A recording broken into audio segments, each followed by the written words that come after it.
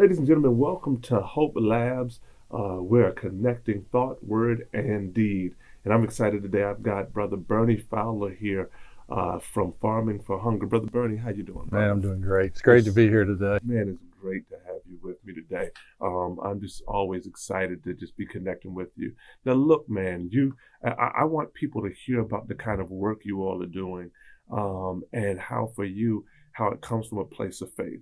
I'm really interested in how God has kind of expanded your work to do so much. So first, tell folks about Farming for Hunger. Well, Farming for Hunger really it formed in 2012, and it was after the downturn in the economy back in 2008 in the real estate market and construction. Um, I hit a really low place in my life. I was no longer in control, feeling really hopeless. Had to lay off the last of my 14 employees. I was facing bankruptcy, went through a divorce, hit rock bottom. And it was a point where I think God put me in timeout for about 3 years and said, I'm going to get your attention. And if you're willing to jump in with this project, I've got something for you. It didn't happen overnight. It was a process. But in 2012, we founded the nonprofit Farming for Hunger to grow healthy, fresh fruits and vegetables for those in need, the working poor, if you will, that had also lost their jobs. Right.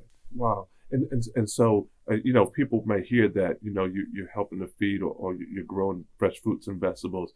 I know you've done work like the Maryland State Food Bank or those kinds of spaces. About how much vegetables and fresh foods, are you really producing in a year or over time? Oh, sure. Well, over since 2012 to today, we've exceeded 10 million pounds of fresh fruits and vegetables that we've grown. We welcomed over 20,000 volunteers to the farm to help harvest. We've actually welcomed and worked with 114 felons from the Maryland Department of Corrections that come out and part of a workforce Monday through Saturday with us. Formed relationships with them, which then led itself into a second chance programs, next steps for them, employment, and so on and so forth. So it's just absolutely been a blessing. What I thought was, growing food for the community turned into really understanding what is hunger. Mm-hmm. And hunger comes in a lot of different ways. And when we started to understand that is when we dove into working with the men from the Department of Corrections, with individuals with addictions and alcoholism, and even education for our youth to know about making the right choices, setting the mindset at a young age. Well, to talk a little bit, even if you're talking about hunger and the range of hunger, dealing with food insecurity and how people really are. I mean, you're talking about hundreds of millions of pounds of food. That means that there have been people who have needed that food. Talk a bit about the need that you're finding in communities throughout the state of Maryland. Yeah, it was really surprising for me, to be honest with you. I went to a food drop that the Maryland Food Bank was putting on, and I was surprised all the people that I recognized, actually folks that worked on some of my houses back when I had my construction company. And it was really eye-opening to me. Those individuals, teachers, nurses, and that I knew that were struggling, that came there to get fresh fruits and vegetables. And I knew we wanted to do something to, to help and assist as much as we could. We did see that there was some food out there that wasn't as healthy that was being handed out, and it just didn't set right with me. And I said, no, we have farms in Southern Maryland. We should be able to grow, healthy, nutritious food for people. I think what's been amazing for me, because you have helped open my eyes, and just as I've been really kind of dealing with even what's happening in the suburbs and the whole suburbanization of poverty, it is looking at people who are food insecure, people who, when I used to think about hunger, I used to think about just dire poverty. Right. But now I'm realizing that people who are making decisions about whether to eat one meal, or if they eat one meal, their kids can eat two. Right. Or if they forego medicine, then they can feed the family for that. That kind of a piece. And looking at people who are making these life and death kind of decisions around food, and it's people who are going to work. Right.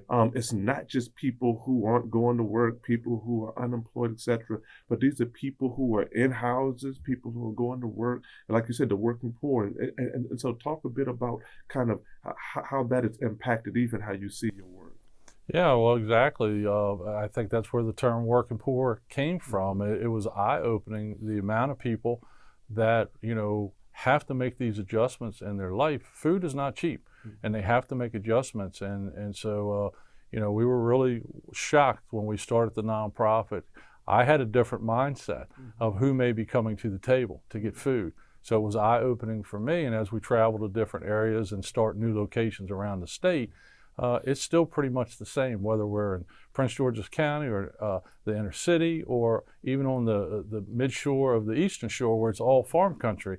We're seeing these food insecurities, and we're learning a lot. So I know, having known you and blessed to meet you, that you're not just about giving away food or giving away fish, but you're about teaching people how to fish. Talk a little bit about the work that you're doing, really trying to educate people about how to grow their own food and those kinds of things. Well, first of all, we started Growing Food Matters initiative in elementary schools Hmm. to really build relationships and teach kids how to grow food, how to eat healthy, and also how to make healthy choices. Um, and then in turn, over time, they come out as middle school and high schoolers, and we utilize the services of the men from the Department of Corrections and do team building exercises about social and emotional challenges that our kids are faced with today, Hmm. which has really been a blessing on both ends, because the men want to be better fathers when they get out of prison and present in their children's life, and the children receive a wealth of knowledge that they probably wouldn't receive in any other way. In addition, we started working with the University of Maryland Extension Master Gardener programs, and figuring out a way how we get food to the Title I students and then also to their families. And this year we're implementing where we're actually going to start having training classes to teach these families how to grow their own food. Hmm. And we're going to assist by bringing raised bed gardens, Hmm. building them with the men from the Maryland Department of Corrections at the farm, delivering it to their houses, and showing them how to grow their own food. I mean, what a blessing that is to be able to grow your own food and have that conversation with your child. Now, something you've also shown me is that you don't have to necessarily have outdoor space to grow food. And you all are also teaching that in some of the elementary schools. Talk a little bit about the initiative you all have with some of the tower gardens at the Sure, elementary the, school. the, the tower gardens, it's an aeroponic growing system. It's about 6.5 feet tall with LED lighting, so it can go right in the classroom with the elementary school children. So we pledged to put one in every elementary school in Southern Maryland. And as we work through Calvert, Charles, and St. Mary's, we're now happy to say that we just launched with the first 25 schools that are going into Prince George's County. Close by here, Panorama has already received their garden and are about to have their first harvest. So that's Wow. something that we're really excited about. And our goal is to go to every elementary school in Prince George's County to teach kids about healthy eating and healthy choices. I'm excited because here at the church, we've been doing some work with you all, and so we're looking forward to having a tower garden, there's a bunch of tower gardens in here, and having our own little inside Hope Farms Absolutely. inside the church. But I'm also excited about the work we're doing, and we should just talk a bit about the partnership we have with Iverson Mall, the shops at Iverson. So, Community of Hope is inside of a shopping center, a shopping mall, shops at Iverson, and we have come together, partnership with them, partnership with Bernie, National Design Center.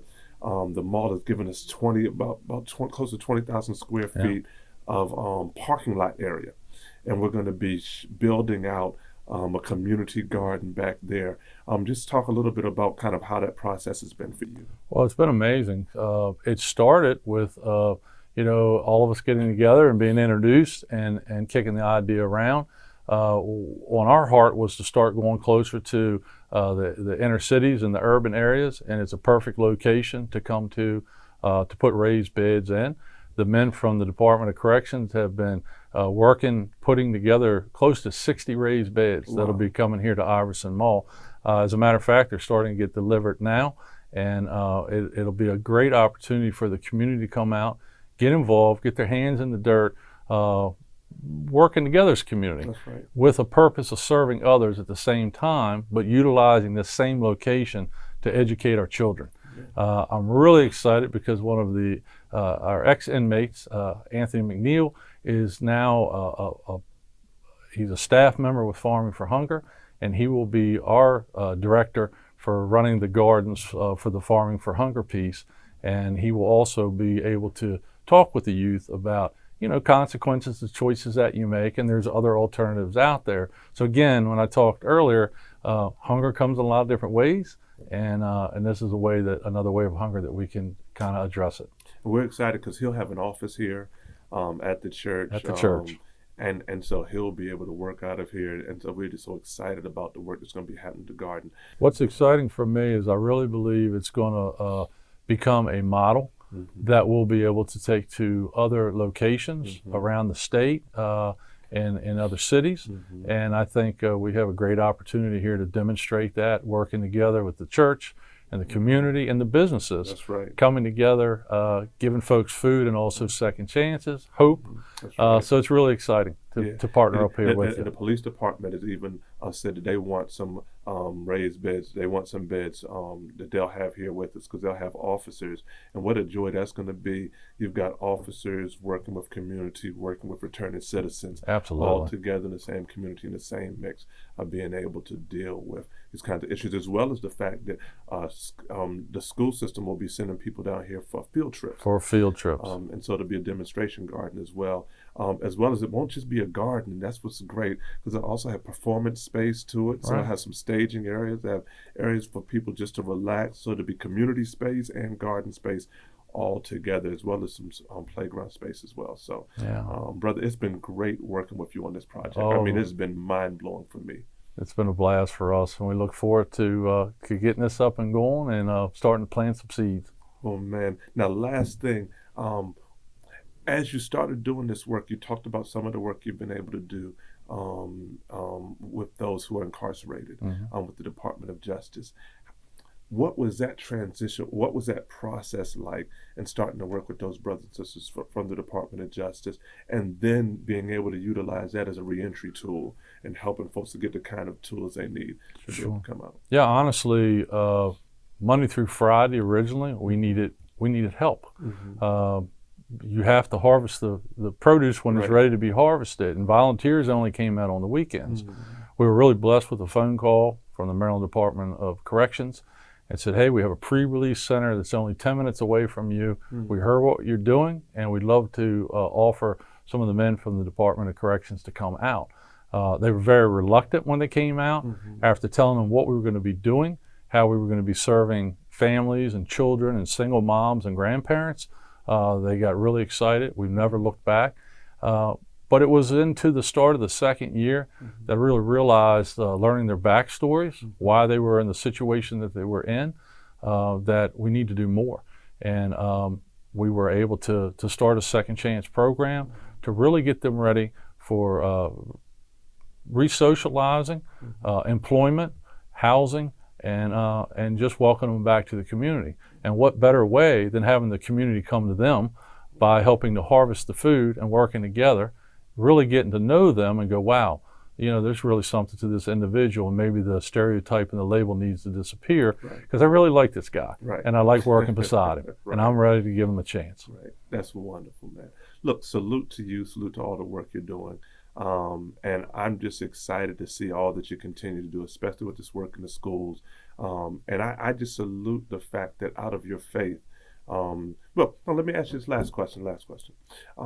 How, if you're thinking about churches, how can our faith institutions get connected, especially around some of these hunger issues and the food insecurity stuff? So there's a lot of opportunities. One, you can come out as a congregation to help harvest food, box package, help distribute. You can come out and work side by side with an incarcerated individual or somebody that's returning. You can be part of the solution for that returning individual. So as men come out from working with us and they're coming back to neighborhoods right here, minutes away from our location, churches can reach out and embrace those individuals and say, hey, we're here to support you. And if you need anything, we've got your back. I mean, it's a way to be the church. Now, help some of those churches who aren't in this region as they're thinking about, wow, I never thought about a garden, but we've got plenty of land.